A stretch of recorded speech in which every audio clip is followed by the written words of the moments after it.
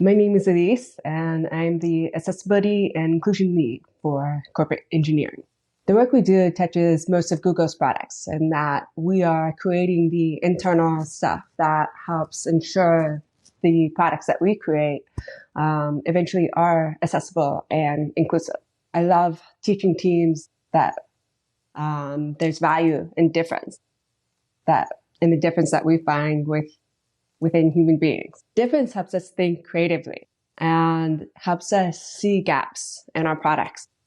Often when we look into those gaps and the insights that we gain from looking at people who experience the world differently, we build better products that are more adaptable, that are longer lasting, and more innovative.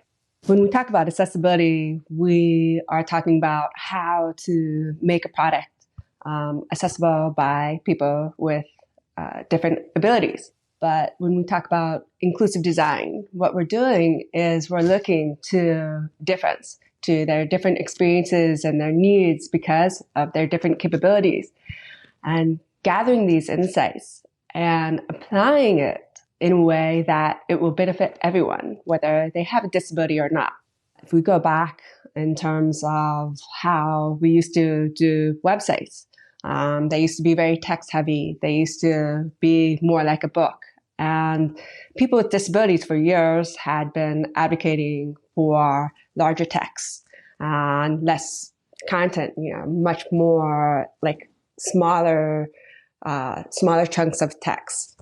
And when we started to design for accessibility, we created sites that were much more easily consumed. So accessibility is important to me personally because I have a hearing loss, a severe hearing loss. I began losing my hearing at 10, and it progressed over 5 years until it reached the profound range. So if you were to cover your mouth and say 100 words, and I guess that every single one, I might get one right.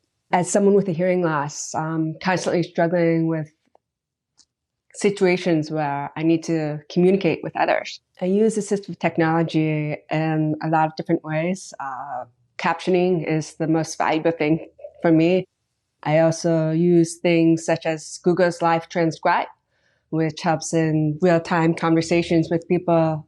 I use Google Meet's closed captions to help me understand meetings that I have with my colleagues. There's also something called inner caption, which captions telephone calls using a live transcriber. That completely changed my world because before that was created, I couldn't use a telephone.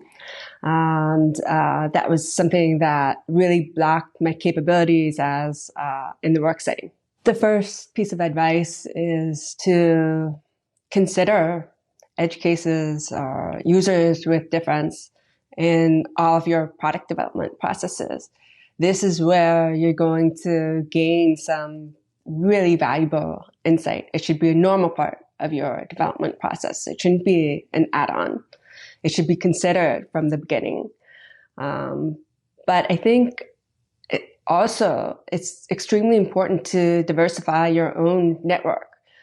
Start getting to know people who are different from you. Start learning from them. Ask them what their experiences are like with different technology as they go about their world. Learning these unique experiences is what's going to make you see opportunities for great design in your products.